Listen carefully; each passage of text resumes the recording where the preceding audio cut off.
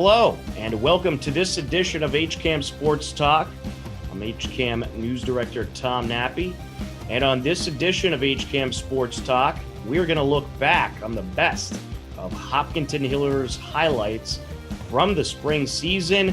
So sit back, relax, and enjoy some classic Hillers highlights. On Friday, June 18th, the 10th-seeded Hillers softball team took on 23rd-seeded Franklin in the preliminary round of the South Division I bracket.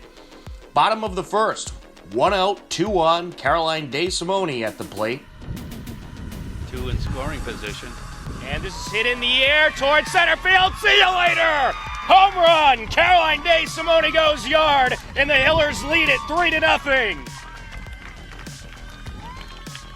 That was all about 220 feet.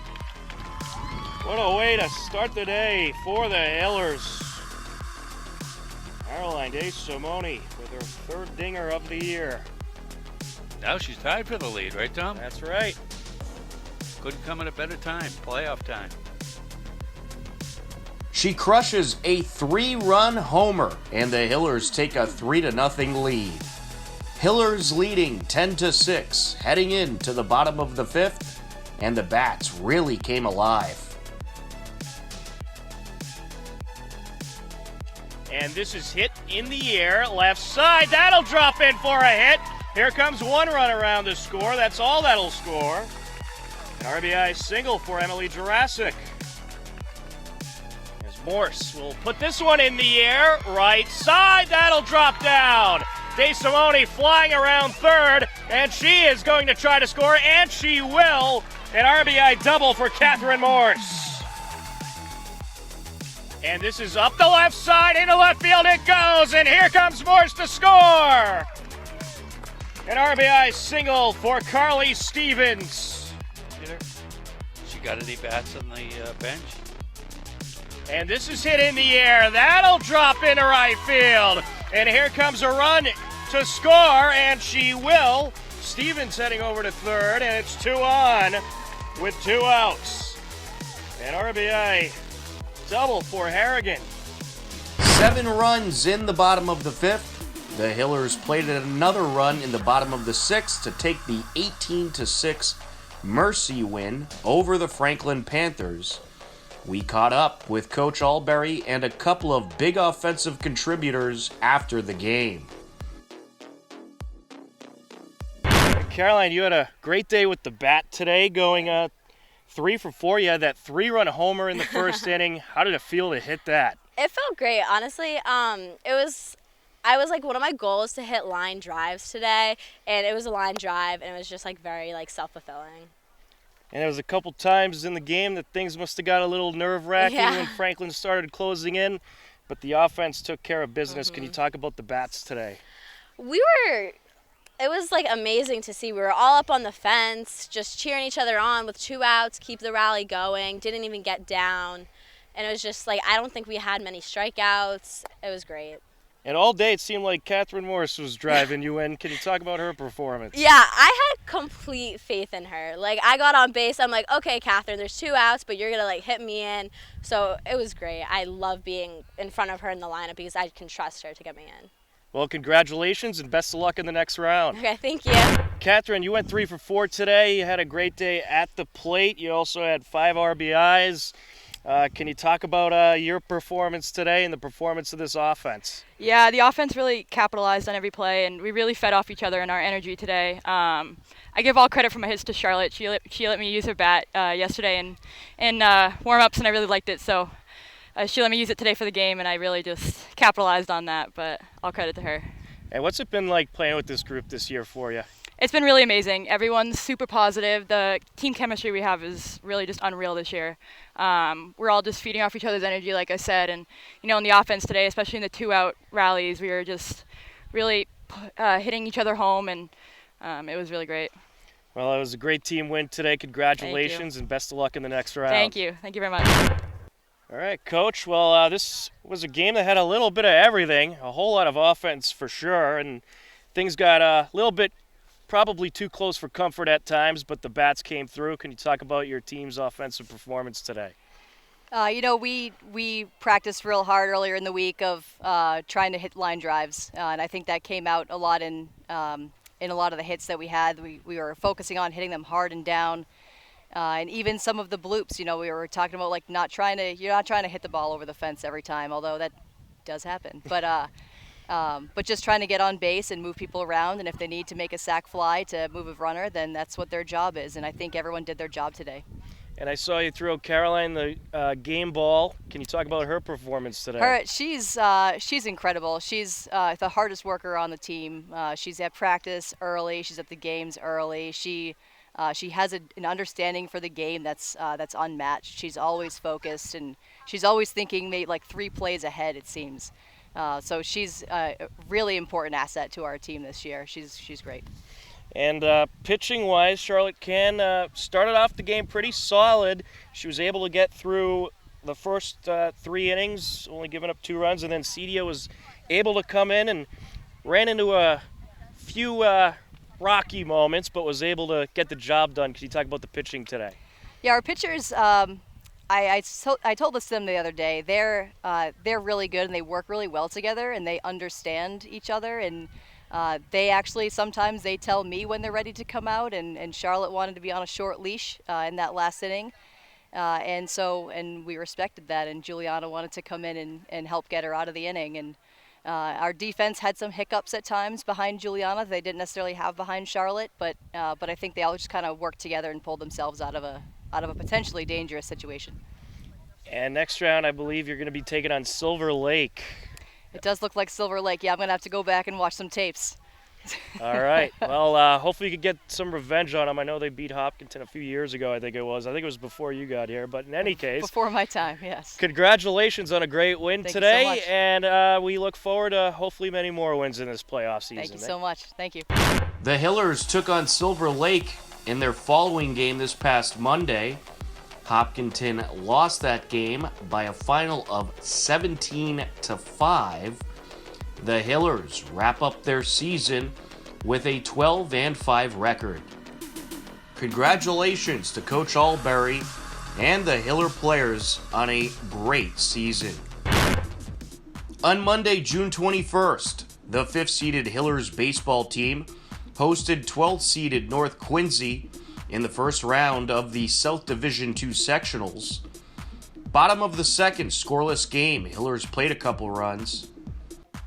And delivers. Down low, gets away from the catcher, and here comes Gahn to try to score the slide home. He is in. Hillers lead it 1-0.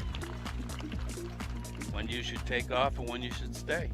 It's Franco Pedisano pinch running for Seamus as this is up the middle. Glove by the shortstop, throw to first. It is in time, but another Hillers run comes around as Opasadano scores. 2-0 Hillers. A sacrifice RBI groundout for Mulvaney. It remained a 2-0 game until the bottom of the fourth. Cam Mulvaney stepping in. He had a sacrifice RBI groundout to score the second of 2 runs back in the second. There's a ground ball up the middle in the center field. Seamus going to turn third, and he's going to score easily. Top of the sixth, North Quincy threatening with 2 on and 1 out. There it is. Pull the string. Right, great. Ooh. Lovely. That was lovely, as they say. Sevens won that game and went on and beat Medfield. There's a ground ball right back to Josh Fisher. Throws over to Andrew Gahn, and that retires the side. Josh Fisher pitches his way out of it and ends up pitching a 7-inning complete game gem as the Hillers take the 3-0 win over North Quincy and advance on to the quarterfinals. We caught up with Coach Simos and a couple of Hillers after the game. I'm happy here with head coach of Hillers Baseball, Steven Simos. Coach, a great win out there today. A nice defensive win and a great pitching performance by Josh Fisher. Can you talk about Josh's shutout performance today? Yeah, that's exactly what we've come to expect. we knew today with their pitcher being a senior, really competitive, really good athlete, that it was going to be, I said to the kids, it would be a 1-0, 2-1 game. Ended up being 3-0. They made a couple of mistakes. We made a couple of mistakes. I thought it was a good high school baseball game, though. And, we're a little spoiled because we kind of expect Josh to, keep the team close to 0. I wish we didn't rely on him that much, but we do, and hopefully at some point our bats will break out. It's getting late. So. Absolutely. And Ronnie Seamus, he was in the lineup today and battling through a few injuries, but his spot was able to score a couple of runs in this game. Can you talk about his performance in fighting through his injuries? Yeah, I'm just happy he got to play a senior tournament game.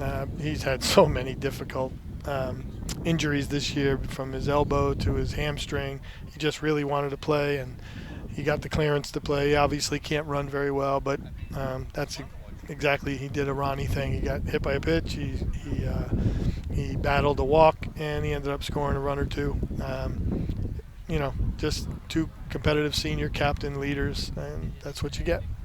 Absolutely. So you got Dighton Rehoboth coming up. You'll be traveling there since they're the 4th seed. Do you know anything about them? I know nothing about them. So, I'll Google a couple of articles, I guess, and see if they have anything on YouTube, whatever. But we're just going to go in. We worry more about how we play, and they're always a really good program. Obviously, they're a 4 seed, so they're going to be an exceptional team. But, hopefully we get a really good outing out of Vinny Papura, and see what happens. Well, congratulations on a great win today, and we hope many more wins to come. Yep. Thanks for taking the time to talk with us, and congratulations. All right, thank you. All right, we're here with Ronnie Seamus. Ronnie, I know you've been battling some injuries. It must have been nice to get in the lineup today and help produce a couple of runs. Yeah, obviously I've had a little bit of a tough spurt here, but Coach allowed me to play today, and I'm thankful for that, and I'm glad I could just contribute in any way I could. And it was a good all-around performance, I'd say, from the mound, a defense, and a couple of timely hits. Can you talk about this game here today, and also the performance of Josh Fisher? It's always fun to watch him throw. Yeah, definitely. Josh has been an absolute animal. I've played with him since I was really young, and he's never ceased to impress me. So, in regards to the fielding, everybody shows up to practice every day and works really, really hard every day all season, and that's the reason why they do so well in the field. All these guys are animals out there. So I think, they're going to keep it going too. So.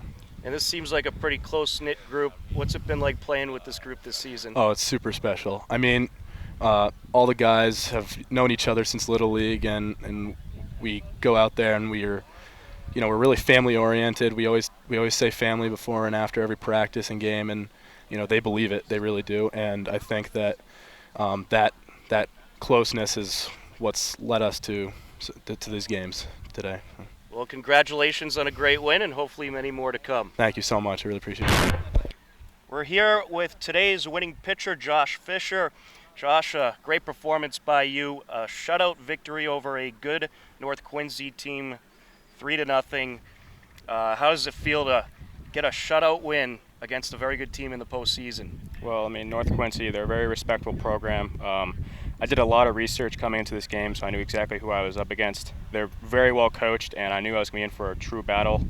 I knew my goal was to go 5 or 6 innings, but a complete game shutout, I'll take those. Those are fun. That was the first time I actually even finished the 7th, so wow. I felt really happy. They're a really aggressive team, and that game could have easily gone either way. But I'm just really glad that our guys stuck up, got hits when we needed them to, and our defense, you can't count them out. They played outstanding. Absolutely, and there was a couple of timely hits and just enough runs to get the victory today. And you guys just seem to be a close-knit group. What's it been like playing with this team this year? Last time you interviewed me, I'm going to say the same thing. We're brothers playing baseball. I love this team so much. It's the same feeling I had in 2019. I have full confidence that we'll make the state championship since these guys want to win it and I want to win it so badly. Our passion is to win this thing, and we're family. We believe in each other. We have each other's backs, and I just can't wait for Wednesday or the next game we play. Vinny's on the mound, and he's going to do a fantastic job.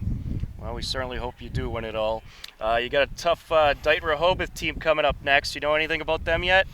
Not much, but I can guarantee you I'll be doing a lot of research to help Vinny out. I've been telling Vinny to watch past videos like Brendan Kelly pitching before, me pitching in the state championship, and just watching past Hopkinton playoff appearances, because he certainly needs to build the confidence to go out there and just shove strikes.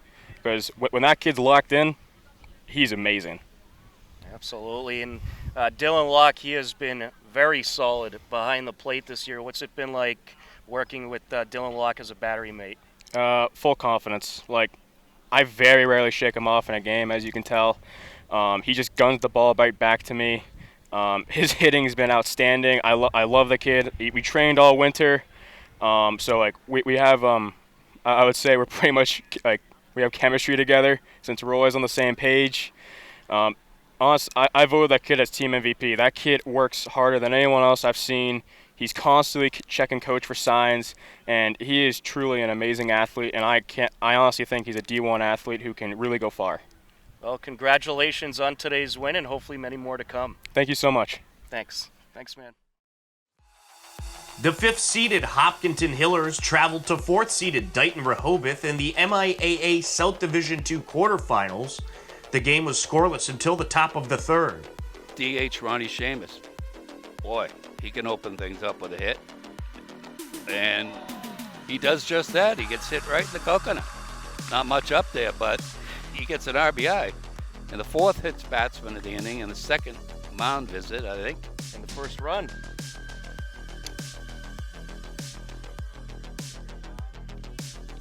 So not much 4-1-1, I'm told, on Dighton Rehoboth. And there's a fly ball fairly deep to center field. And a tag is made. And Connor Kelly scores his 2nd run of the inning, 3rd run of the inning. The Hillers plate 3 runs. The score remained 3-0 until the top of the 5th. There's a fly ball in the center field. Center fielder going back, and he dives and doesn't get it. Jameis wheeling around the bases, and he's standing on the second base pillow. What a clout. Throw Jameis out should he take off for home. And he's going to get home because that ball's down. Gray picks it up, and watch Ronnie Seamus touch that nice little plate. 4-0. Another additional Hiller run in the inning. They led it 4-0 into the 7th.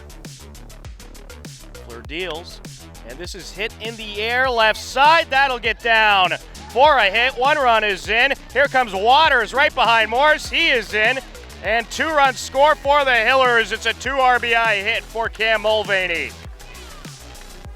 Leg lift and the pitch. And that is going to get away, and here comes Mulvaney to score, and he will. 7-0 Hillers. Hillers take the game 7-1.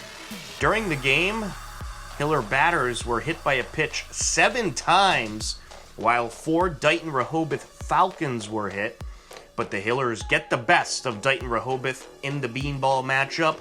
They improve to 14-3 and advance on to battle North Attleboro in the sectional semifinals. We caught up with Coach Simos and some of the Hiller players after the game. All right, well, Vinny, congratulations. You pitched a great game today. It was a game that didn't feature a whole lot of offense, a lot of hit batsmen, but it was a good defensive win and a good win for you on the mound today. How does it feel taking the victory over a good Dighton Rehoboth team in the quarterfinals? Oh, it's great. It's great. And what's it been like playing with this group all season? Seems like you guys have a lot of fun out there. Oh, yeah, it's been a blast. It's easy to pitch when you know they're going to make the plays. So. And can you talk about Mike Burney today, or Cam Mulvaney today? He went 2 for 2 at the plate, 2 runs, 2 RBIs. He came through big with the bat today. Yeah, Cam picked us up. We weren't swinging great, but we found times to swing, make swings. All right. He did. Well, you got North Attleboro up next. You know anything about them? No, I don't. So we'll see. All right. Well, congratulations, and we're looking forward to hopefully many more playoff wins. Yeah, thank you. All right, Cam. Congratulations on the win today. You had a nice day at the plate, going 2 for 2 with a couple runs scored and a couple RBIs. Can you talk about your team's performance out there today? We did great today. We had really good pitching, which helped us out a lot. Vinny stuck in there for 6 innings, or 5 innings, and then Mike came in and shut him out. And you guys seem to have a lot of fun out there. What's it been like playing with this group? It's been awesome. Yeah, we got 2 more games, so hopefully we win them both. Absolutely. You got North Attleboro up next. You know anything about them? No, they're good. You got to beat them. Absolutely. Well, congratulations on a great performance by you and a great performance by your team, and we're looking forward to the next round. Thank you. All right, Mike. Well, you came in and pitched in the last couple of innings, got the job done. Vinny had a great pitching performance as well. Can you talk about your team's effort out there in this victory today? Yeah, Vinny pitched amazing. You know, maybe cut down on the hit batters, but he pitched very well. So we had really good arms on the mound. So it helps when you only give up 1 run. Absolutely. And what's it been like playing with this group? It seems like you guys have a lot of fun out there. Oh yeah, it's a lot of fun. It's a great group of guys. Very fun. Yeah. And you got North Attleboro coming up next. You know anything about them yet? Not really, but I know they're a good team. They're made it this far, so yeah. All right. Well, congratulations on a great win out there, and we hope many more wins to come soon. Good win out there against a tough, tight Rehoboth team. Vinny Purpura pitched a great game out there. Can you talk about his performance? Yeah, he battled. I thought his arm was alive today, and he threw hard. He knows he's got to be a little bit better with his command. He's got such good stuff. If he just relied on it a little bit more and forced the other team to hit rather than continuing what they started and hitting batters and all that, we'd be better off. So, but gutsy effort. He wants the ball. He's a competitor. And I have to ask, is everyone okay health-wise after 8 batters getting hit? Is that how many of ours, guys? I believe it was 8. Oh, my. Yeah. Well, we actually talk a lot about trying to get hit by pitches. We crowd the plate. We try to unnerve the other team. And I think from that perspective it worked because they were kind of complaining a little bit about how close we were to the plate. So from that perspective, it was really, really good. Fortunately, their guys didn't throw very hard, so we don't have any injuries leaving the game, I don't think. But that was the one highlight of the game. Other than that, I wasn't thrilled with how he played. So. What about Mike Burney? He seemed to close it out nicely. Mike Burney, he just is. You see how relaxed he is on the mound. He pitches with a smile, which I wish they all did. He just throws strikes. He is not afraid to throw his pitches. He's just such a really good competitor. I was going to take him out because if you throw over 25 pitches, you can't pitch tomorrow. So I was just about to take him out, and then I said, you know what, we'll let him go. And he ended the game on his 25th pitch, so he is eligible to throw a little bit tomorrow because that's going to be mix and match time tomorrow. But he was a competitor. He really settled us down after Vinny came out. And Cam Mulvaney had a nice day at the plate, going 2 for 2 with a couple runs scored and a couple RBIs. Can you talk about his performance? You know, he hits 9th for us, but I'm so comfortable having him there because we are the slowest team in North America, and then we have Cam, who's very quick. But I think he got hit by 2 pitches, and he bunted for a base hit. But that last at-bat, what a difference it is going out there defending with a 6-run lead as opposed to defending with a 4-run lead. He battled. I just had a real confidence that he was going to somehow find a way. He's an athlete. And you got North Attleboro up next. You know anything about them yet? Hockomock won the state championship a couple years ago. Talented. Yeah, they got some upper-level hitters. We'll be in for a real battle. But you know what? If we come out and play the way we're capable, we won't roll over. We'll have to swing better than we did today. But you know what? It's baseball. Absolutely. It seems like every game's a battle in the South Division II bracket. Yeah, it's a good bracket. It's really good. You know, I don't think we've played our best ball. I've been saying it all year. We still haven't, and we certainly didn't today. But they're still here. You know, and they find a way to win one more game. They play for a championship, and there's not too many people have ever been able to say that in high school. That's great. Well, Coach, congratulations, and hopefully a couple more wins to come. All right. Thank you very much. The 5th-seeded Hopkinton Hillers hosted 8th-seeded North Attleboro and the South Division II sectional semifinals on Friday, June 25th. Scoreless game heading into the bottom of the third. And this kid was mighty angry. There's a ground ball in the hole between third and short. And the runners are playing little musical chairs.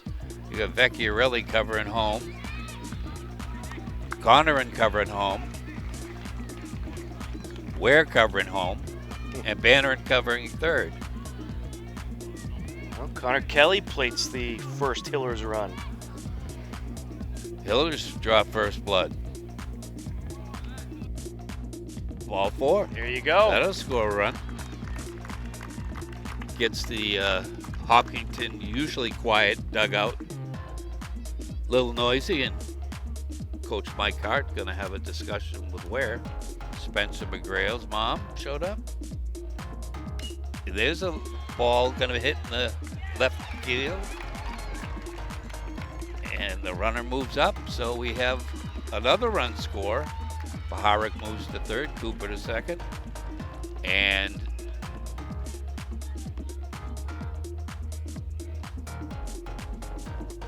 It was Dylan Locke who came around to score. Baharik at third, Cooper at second, and Jarrett at first. there's a ground ball through the infield. We got the runner, Cooper, going to go to the plate. Throw in, cut off, not in time. 2 more runs scored. The Hillers plate 5 runs in the inning, and the offense continued in the bottom of the 4th. Way out in front of some of those pitches that Dykenhoven threw at him. Locke gets a good piece of this one over to left center. That's going to drop down to keep on rolling. There's no wall out there. Seamus being waved around third. Here he comes. Locke legging it out to third, and that is where he will stay. It's an RBI triple for Dylan Locke. That's why we like him. Cooper. And this is up the middle. Glove by the shortstop. Flip to second for one. Throw to first. Not in time. And a run scores. Dylan Locke comes around. That'll be a sacrifice for Jarrett, who reaches on the fielder's choice. Hillers plate 2 more runs and end up taking the game 7-2. Connor Kelly went the complete game and got the win. We caught up with Connor and a few other Hillers after the game.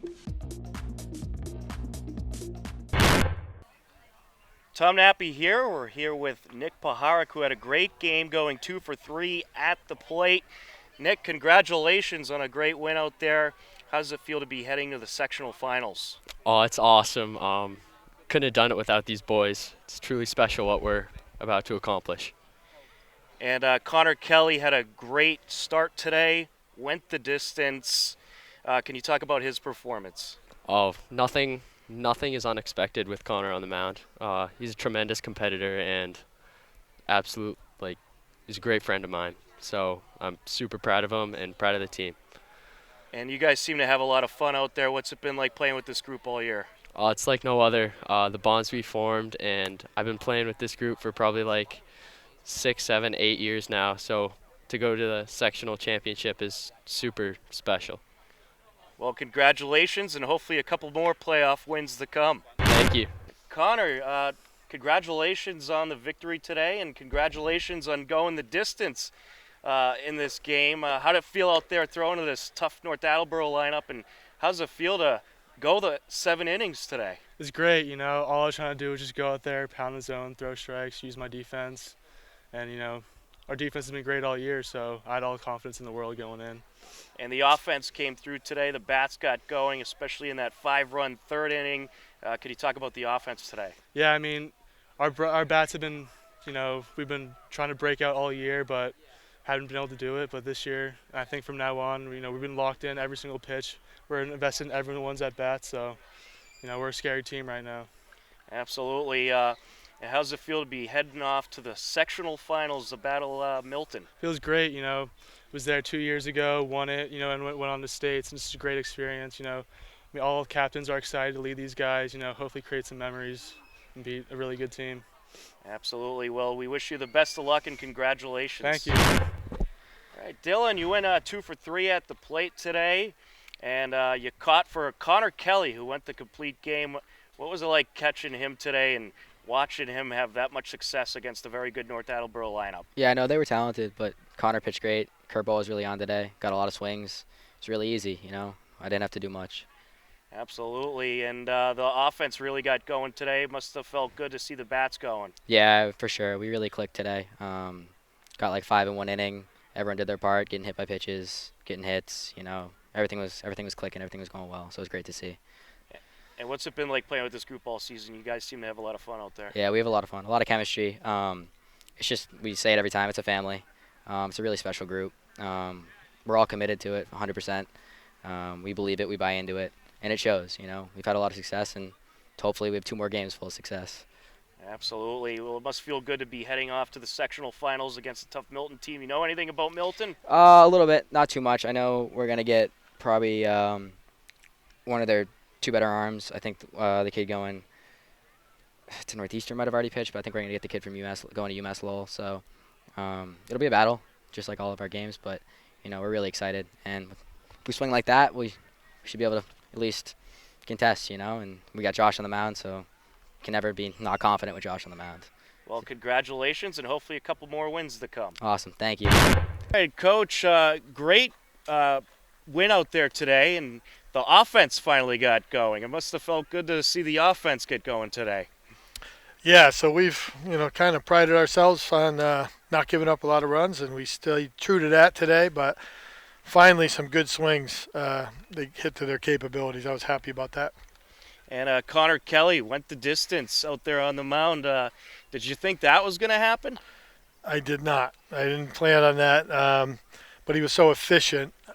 The plan was to hopefully get 3 out of him, and then we were going to try to come with Nick Baharik for 3, and then close with Josh if we were fortunate enough to. And then he was that's as good a pitching performance as probably my many years here. That was great. So I'm guessing you found your 3rd starter. Yeah, I hope we never need a 3rd starter again, but there's only 2 potential games left. But I probably should have figured that out earlier before the state semifinals. But better late than never. He was just I love having Connor out there, but I get greedy because if I have him there, I don't get to have him at 3rd. And if I have him at 3rd, I don't get to have him at 1st. I want him everywhere. He's our best outfielder.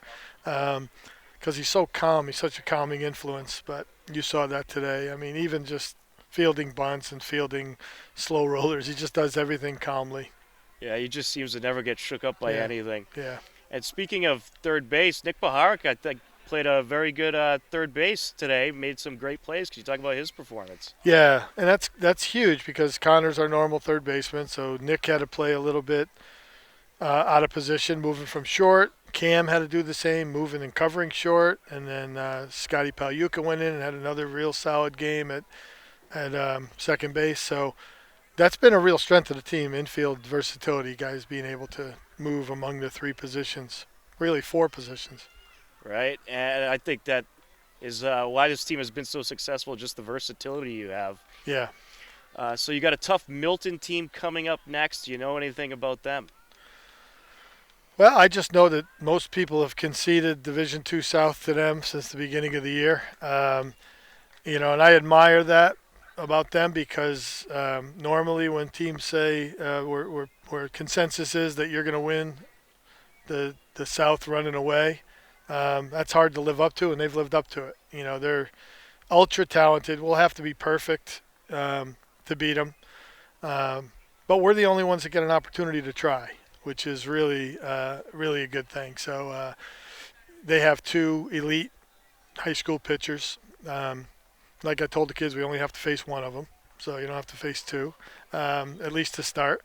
And, I know the kids are going to battle. They're going to battle, and we're going to have to try to win a close game, and it'll be fun. Well, it should be a great game on Monday and hopefully a couple more wins to come. Congratulations on advancing to the sectional finals. Thank you. Thank you very much. In the sectional finals, the 5th-seeded Hillers battled 2nd-seeded Milton. It was a scoreless game until the top of the 4th. Cam Jarrett stepping in, 2 men on.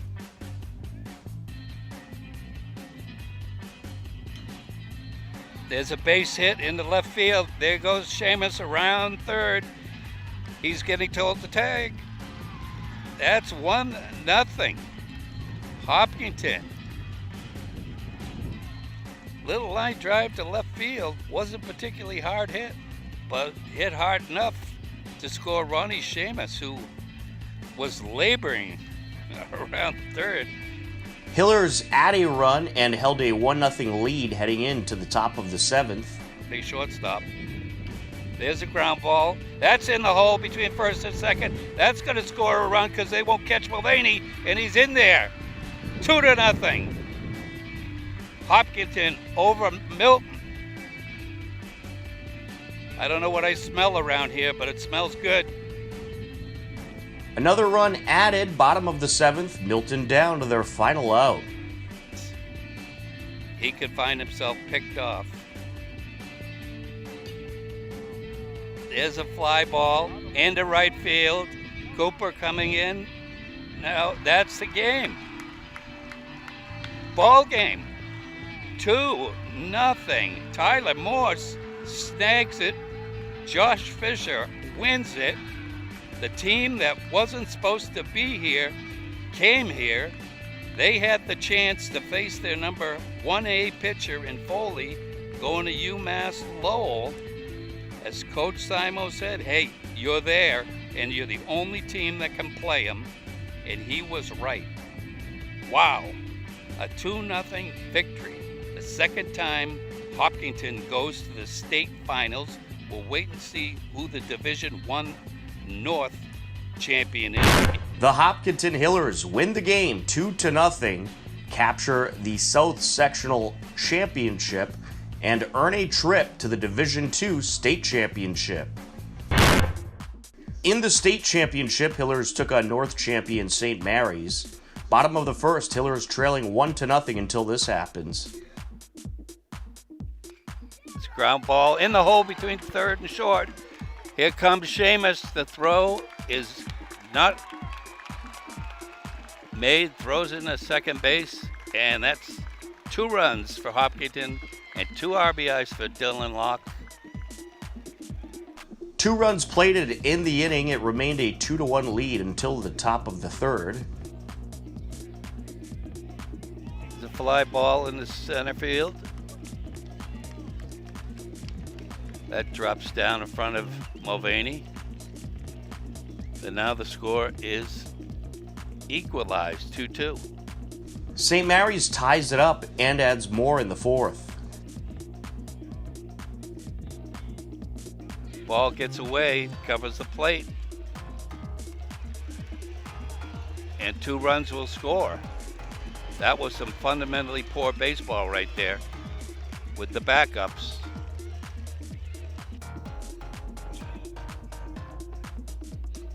There's a fly ball in the center field, and that's going to drop in, and it's now 5-2 St. Mary's. 3 more runs added in the inning, and that would be the final runs of the game as St. Mary's takes the game over Hopkinton 5-2. Hopkinton finishes the season with 16 wins and 4 losses in total. Congratulations to Coach Simos and the Hillers on a terrific state championship contending season. The Hillers presented the state runner-up trophy to longtime Hillers coach and Hall of Famer Dick Bliss after the game.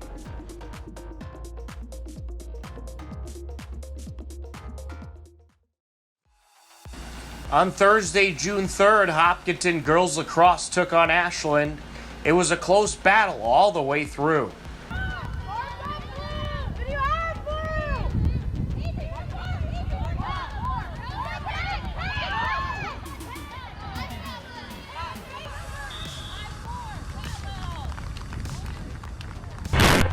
Ashland pulled off the win, 12-11.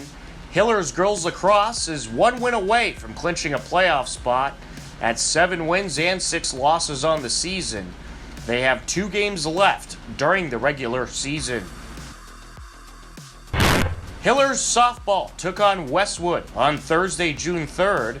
Hillers leading 5-0 heading into the bottom of the 5th.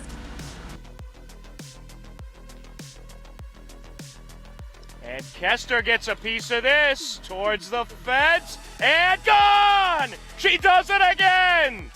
Tara Kester goes yard for the second time today. Unbelievable. 3rd home run of the season. And boy, does she like that fence over in left center. Puts it right over once again and makes it a 6-0 game. And she draws the walk, a run will score.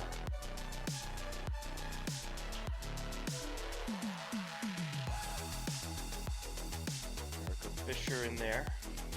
And this is hit in the air. That'll drop in for a hit. Here comes 1 run in to score. An RBI single for Harrigan. Catherine Morris around to score, and just like that, the Hillers lead at 8-0.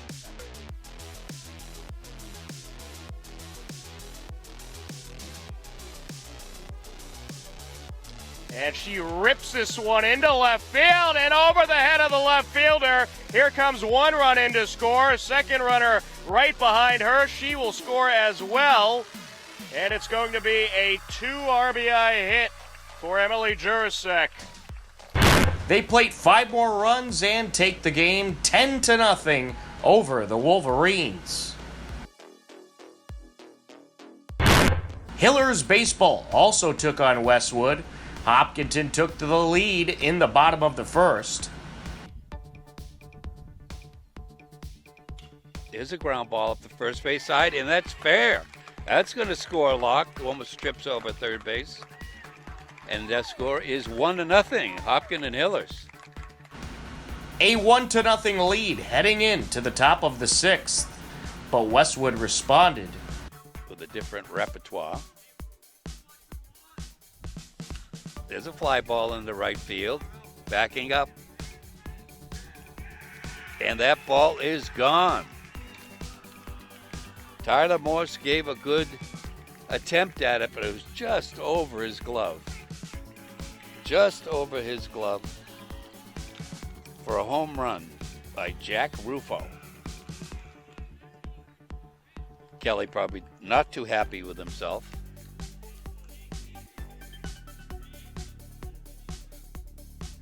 There's a fly ball deep into center field. Mulvaney going back, and that ball is gone. Back-to-back jacks for the Westwood Wolverines. Rufo and Dayton go off on Connor Kelly. Score is now 2-1 Westwood. A 2-1 Westwood lead heading into the bottom of the 6th. There's a base hit in the right field. They're going to send the runner to the plate. The throw comes in, and he is safe. Hillers tie it up. The game ended up going in to extra innings. Westwood at the plate in the 8th inning. There's a base hit in the center field. That's going to score that run. And Dayton has gotten Kelly twice. They plate 1 run and lead it 3-2 heading into the bottom of the 8th.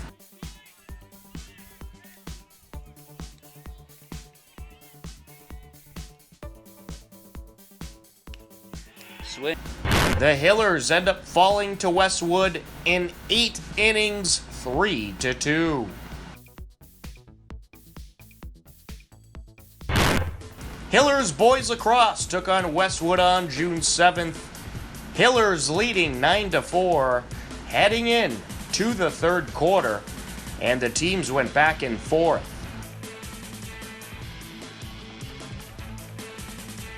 Logan rips it in. Logan Del Ponte with the assist by Riley Del Ponte. Makes it a 10-4 Hillers lead. Del Ponte takes the shot and nets the shot. Riley Del Ponte, the senior, makes it 11-4 Hillers. Up by Daniele.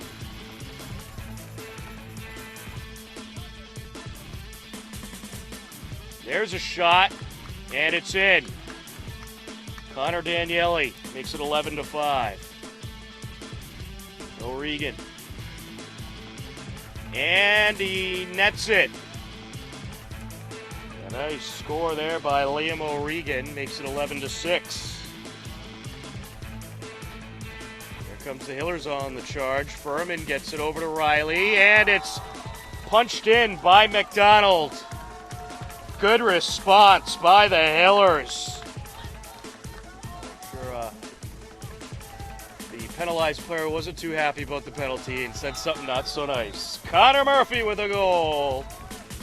The Hillers take advantage of the power play opportunity, and Connor Murphy swipes it in. Hillers outscore Westwood in the third quarter 5-3 and took the match 14-12.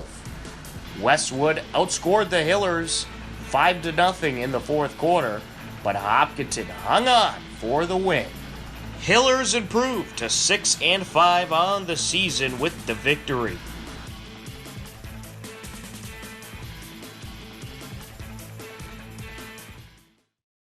Tom Nappy here, and we are joined by Hopkinton Hillers girls varsity basketball head coach Mike Greco, and also the boys varsity basketball coach Tom Keene. Guys, how are you? Great.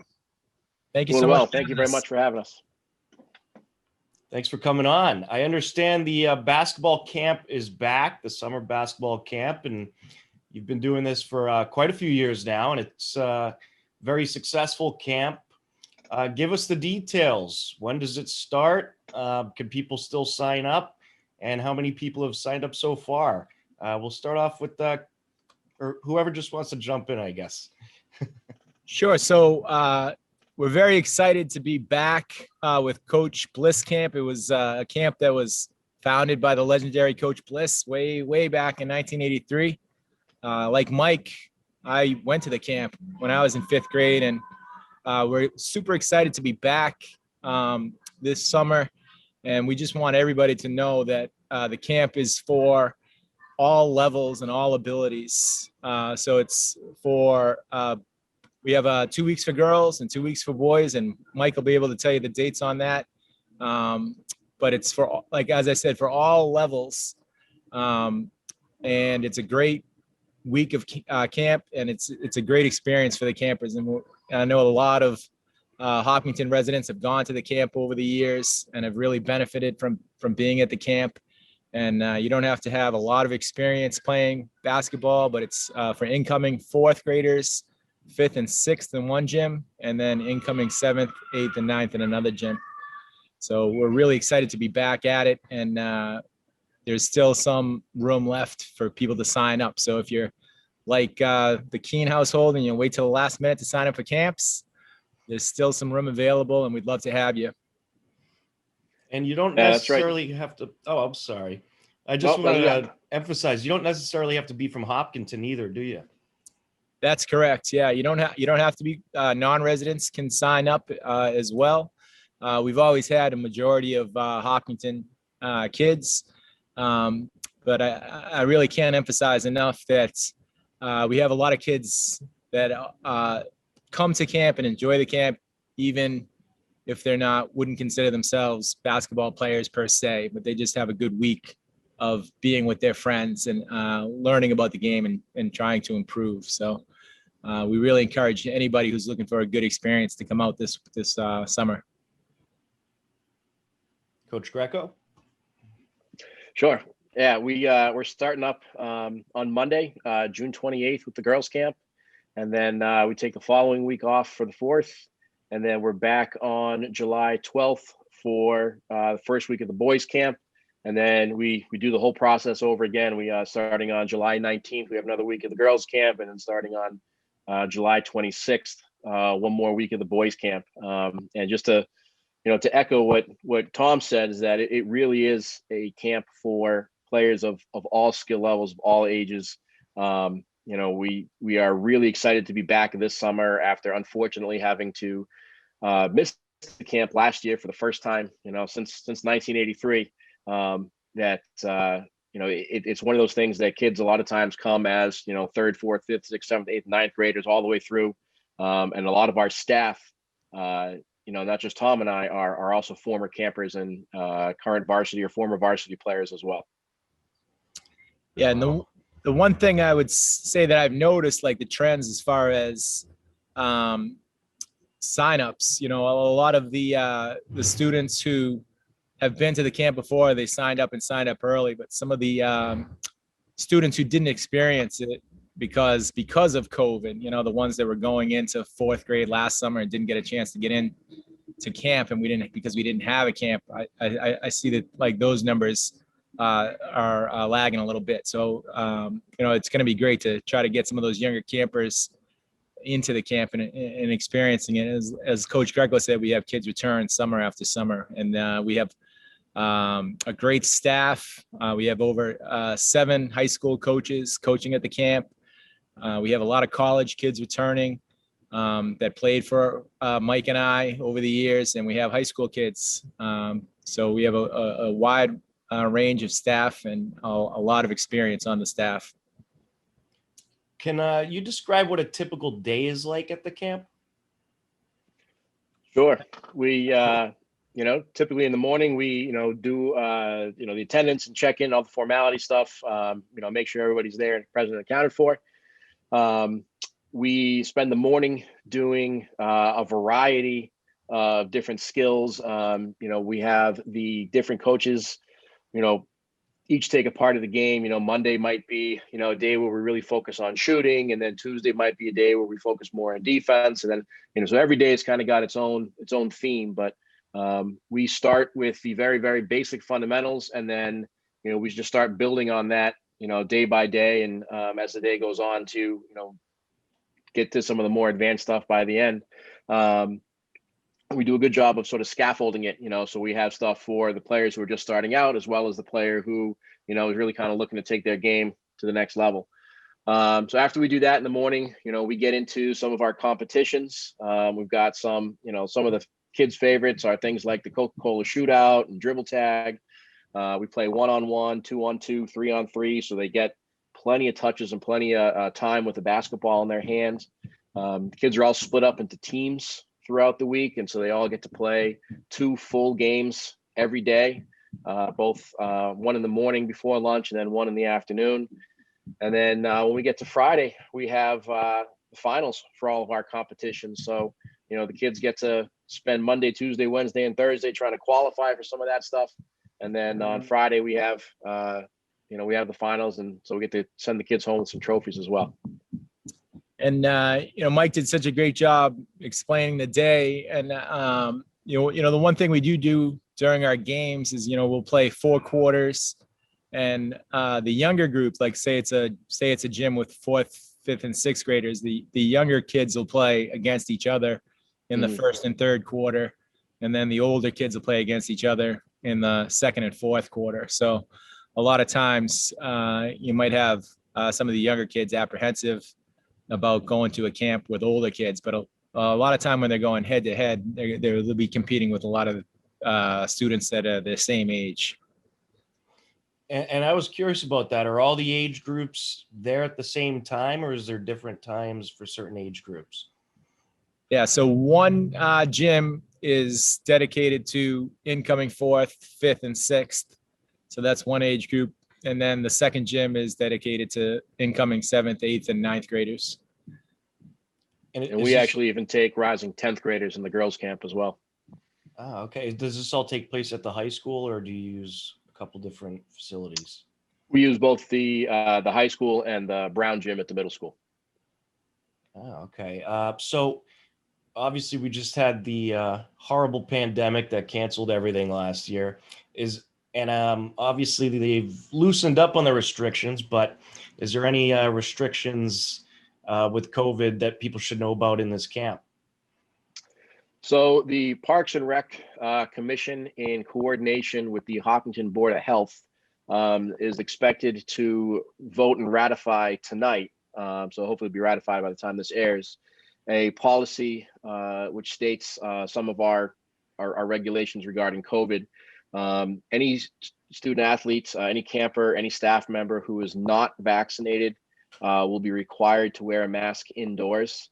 Additionally, we are going to, once we get the kids split up into their own particular cohorts, there is going to be some time to interact with each other when they compete against each other. But they're going to, spend a good chunk of the day in their own cohort with their own coach. So we sort of minimize the, any cross contamination, I guess. But the big thing is that anybody who hasn't been vaccinated is going to have to wear a mask while indoors. Okay. And I'm just curious, off the top of your head, who are some of the alumni that are helping out?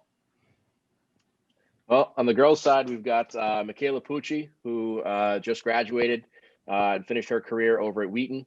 We have Riss Prawl coming back to help us out, who's going to be going into her senior year down at Regis. I think that's it for our alumni. We've got some current varsity players coming up as well. Yeah, on the boys' side, I know I'm going to forget some names, so forgive me if I do. But I have Brendan Kelly and Ellis Spar, Stephen Maffiori, and I know I'm forgetting some, so you got to forgive me. I'm getting old. And then we also have a lot of players that are either recently graduated or are coming through the system, like Matt Cooper and Nate Casper, Josh Sarapusco, and a whole host of others. I know I'm forgetting everybody off the top of my head, but we've got 17 to 20 between the two gyms. So that's the other thing. If you're looking for a camp, the ratio of staff to campers is really second to none. We have a very good ratio where, as Coach Greco was saying, we have one coach who's responsible for a team during the week. And then we usually have another counselor, one of the younger players that kind of works with that team also. So you have, really a five camper to one coach ratio staff member. So that's another real positive about our camp. That's terrific. And it sounds like an all-star team that's helping you out with the camp here. Some great athletes for sure. Great athletes, great people. They're good kids. They're all good kids, which is what you want definitely when you have your own kid going to camp, right? You want those good people. And those are all a lot guys that are a lot of fun and girls that are a lot of fun to work with.